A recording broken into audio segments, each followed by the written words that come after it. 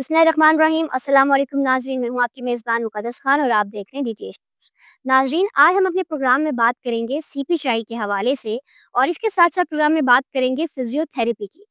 Physiotherapy आजकल का बहुत कॉमन इश्यू हो चुका है क्योंकि सिर्फ़ बूढ़े ही नहीं बल्कि नॉर्मल एजेस के जो लोग हैं उनको भी बहुत सारी तकलीफ़ों का सामना करना पड़ रहा है। इसकी क्या वजूहात हैं कि इतनी कम उम्र में क्यों आजकल के नौजवानों को जो है वो कभी कमर का दर्द, कभी घुटने का दर्द और कभी किसी और चीज़ का दर्द होने लगता है। इस पर बात करने के लिए मेरे साथ स्टूडियो में मौजूद हैं डॉक्टर बिलाल। इनसे पूछेंगे और जानने की कोशिश करेंगे कि किस तरीके से इन सारे मसलों का हल जो है उन्होंने निकाला है और स्पेशली सीपी शाई के हवाले से उन्होंने किस तरह के इक़दामात उठाए हैं। अस्सलाम वालेकुम। वालेकुम सलाम। कैसे हैं आप? अल्हम्दुलिल्लाह मैं बिलाल, बहुत-बहुत शुक्रिया टाइम देने के लिए। अच्छा, सबसे पहले मेरा आपसे ये सवाल है कि सीपी चाइल्ड है क्या चीज़? जो सीपी वर्ड है, वो क्या है और ये बच्चों में किस तरीके से कॉमन है? मैम सीपी का बेसिकली मतलब है सेरेब्रल पल्सी। ये होते हैं पैदाइशी तौर पे जो बच्चे हमारे पास माज़ूर पैदा हो जाते हैं। ठीक अब है। क्या है जब वो पैदाइशी तौर पे माज़ूर पैदा होते हैं उसकी वजह से उनकी मेमोरी लॉस होती है। मतलब उनकी एक शॉर्ट टर्म या लॉन्ग टर्म मेमोरी वो ब्रेन के पास सिग्नल्स नहीं जा रहे होते हैं। लिहाज़ा वो एक्टिविटीज़ प्रॉपर नहीं कर रहे हो सकते। जिनमें अभी आप देखें ना उनको फिज़िकली भी इश्यूज़ आ रहे होते हैं, मेंटली भी इश्यू आ रहे होते हैं, स्पीच में भी उनको इश्यू आ रहे होते हैं। अब उसकी मैनेजमेंट ज़रूरी है, क्योंकि सीपी चाइल्ड का 100% इलाज मुमकिन तो नहीं है, लेकिन हम उसकी मैनेजमेंट करके उसको बेहतर बना सकते हैं। इतना तो कर सकते हैं कि बच्चे अपना काम खुद कर सकें। जी, इसको हम इतना कर सकते हैं अर्ली एज में ही अगर उसको डायग्नोज़ कर ले और उसकी मैनेजमेंट की तरफ हम लोग चले जाएँ, तो हम लोग उनको इतना कर सकते हैं कि वो अपने डेली रूटीन के जो वर्क है, जो काम है, वो कर सके। अच्छा, मुझे बताइएगा कि आपने भी कहा कि उनको आप इतना तो मैनेज कर सकते हैं। आप किस तरीके की एक्टिविटीज़ उनसे करवाते हैं या इनका क्या इलाज है, जिससे बच्चे जो हैं वो अपना काम खुद कर सकते हैं? देखिए ये आपने एक अच्छा क्वेश्चन पूछा है। ये कभी भी 1 दिन का ट्रीटमेंट नहीं है या 1 वीक का नहीं है या 1 मंथ का नहीं है। जब भी हमारे पास सीपी चाइल्ड्स आते हैं ना, उनके पेरेंट्स को हम लोगों एक चीज़ बड़ी क्लियर कहते हैं कि आपने बड़े सब्र तहम्मुल से इसके ट्रीटमेंट का वेट करना है। इसमें मे बी 6 मंथ लग जाए, 1 साल लग जाए या मे बी इससे भी ज़्यादा टाइम लग जाए। क्योंकि इसमें डिफरेंट एक्टिविटीज़ होती है। हम लोग एक प्रॉपर प्रोटोकॉल के थ्रू चलते हैं। इसमें स्पीच थेरेपी अलग से होती है, फिज़ियोथेरेपी अलग से होती है। इसी तरह बाकी एक्टिविटीज़ उसके डेली एक्टिविटीज़ उसको हम अलग से कराते हैं। ये सारी चीज़ें उनको हम अलग-अलग स्टेजेस पे कराते हैं। अगर हमारे पास बच्चा किस कंडीशन में आ रहा है, सीपी की कौन-सी कंडीशन है, आया बच्चा फ्लेक्सिबिलिटी में आ रहा है या स्पास्टिसिटी में आ रहा है, आया बच्चे के कॉन्ट्रैक्चर बने हैं या नहीं बने हैं। ये सारी चीज़ें देख के उसका एक प्रॉपर प्रोटोकॉल बनता है। उस प्रोटोकॉल के थ्रू फिर हम उस बच्चे के ट्रीटमेंट पे जाते हैं। अच्छा, बिलाल, मुझे बताइएगा कि इस बारे में कैसे आपने सोचा? आपको कैसे ये फ़ील हुआ कि अब मुझे सीपी शाई के हवाले से काम करना चाहिए? मैम बेसिकली मैं खुद पोलियोमाइलाइटिस का पेशेंट हूँ। बचपन में जब मुझ पे पोलियो अटैक हुआ तो उस टाइम ज़ाहिर-सी बात है मैं एक बैकवर्ड एरिया से हूँ, हरनई बलूचिस्तान से। वहाँ पे ये इश्यू था डॉक्टर्स वग़ैरह आज भी अवेलेबल नहीं। तो उस टाइम मेरे पेरेंट्स ने जिन चीज़ों को फेस किया, जो मुश्किलात मेरे पेरेंट्स ने देखी या जो सहूलियत उस टाइम मुझे मिलनी चाहिए थी मुझे ना मिली, उसकी वजह से जो आज मुझे डिफ़िकल्टी पूरे लाइफ़ में फेस की है मैंने, उसको काउंटर डाउन करने के उसको कम करने के लिए, इन बच्चों को बेहतर मुस्तकबिल देने के लिए मैंने इस बारे में सोचा कि मैं इन बच्चों के लिए एक ऐसा प्रोग्राम लाऊँ कि उनके वालिदैन के लिए भी ये चीज़ मुश्किल ना हो कि उनके वालिदैन अक्सर इसी वजह से ऐसे बच्चों की इलाज नहीं करते कि उनके पास पैसे नहीं होते।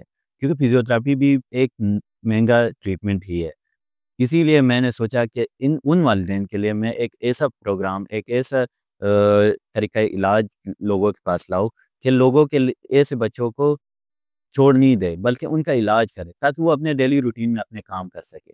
अच्छा, अभी आपने अपने जवाब में मुझे बताया कि उनकी डेफ़िनेटली जो फ़िज़ियो है वो बहुत एक्सपेंसिव एक प्रोग्राम है या एक चीज़ है, उसको करने के लिए आपको काफ़ी पैसों की ज़रूरत पड़ती है, तो आप तो इसको बिल्कुल फ्री कर रहे हो। तो ये सारा मामला कैसे सेटल डाउन होता है? किस तरीके से आप इनके एक्सपेंसेस पूरे करते हो? देखिए, मेरा जो क्लिनिक है रेडियंस थेरेपी एंड एस्थेटिक, उसमें बेसिकली एस्थेटिक प्रोसीजर्स भी है।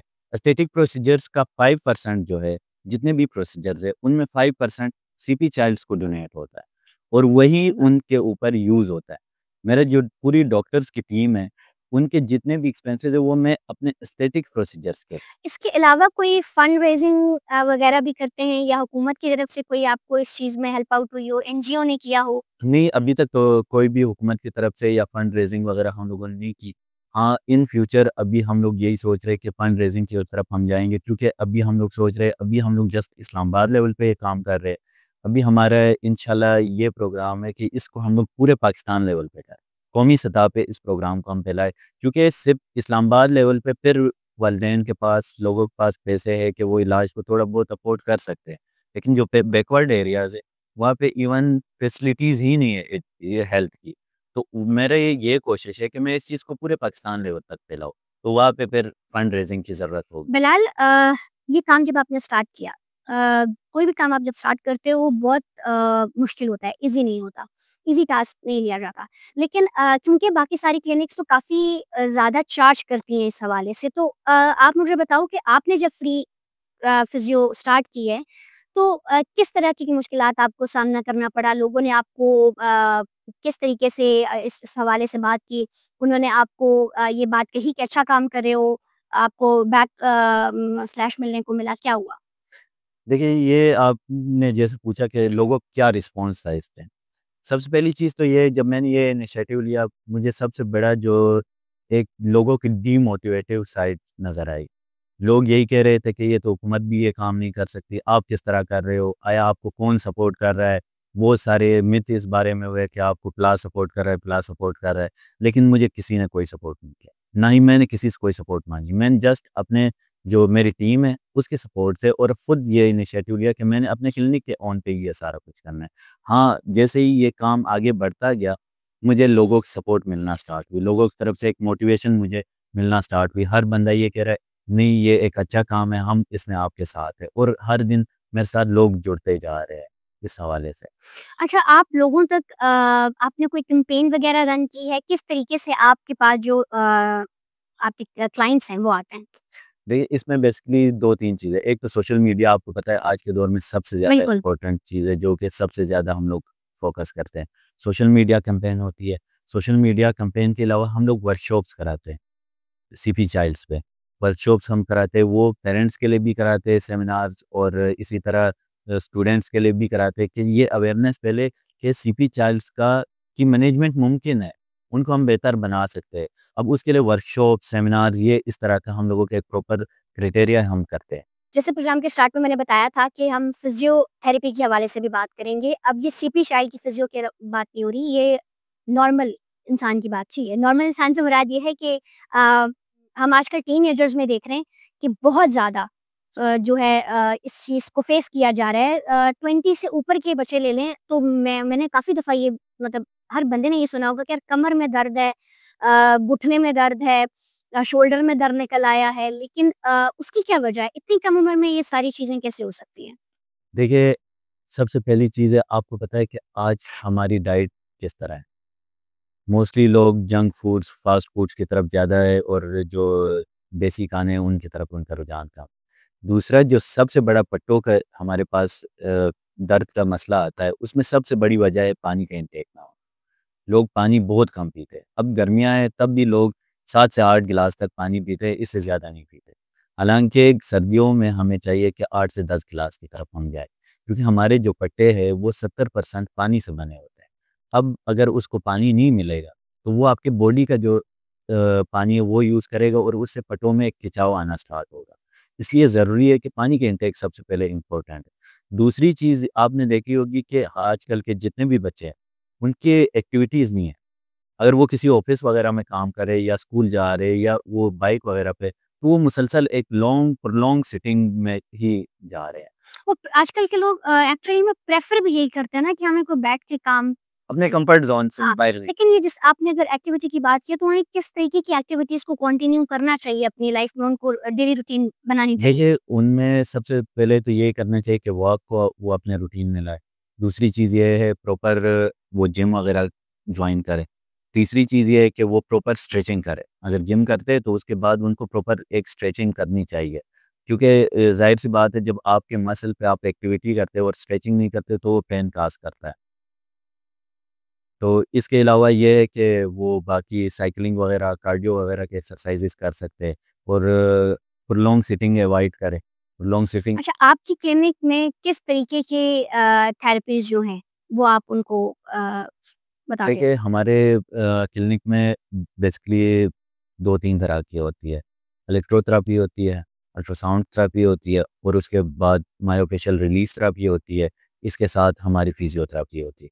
अल्ट्रासाउंड और इलेक्ट्रोथेरेपी में एक किस्म की मशीन हम आप पे लगाते हैं जो आपके मसल को रिलैक्स करते हैं। फिर अल्ट्रासाउंड थेरेपी में अगर कहीं पे कोई इन्फ्लेमेशन वगैरह आ रही हो, कोई सूजन वगैरह है, उसको कम करने के लिए हम लोग थेरेप्यूटिक अल्ट्रासाउंड यूज़ करते हैं।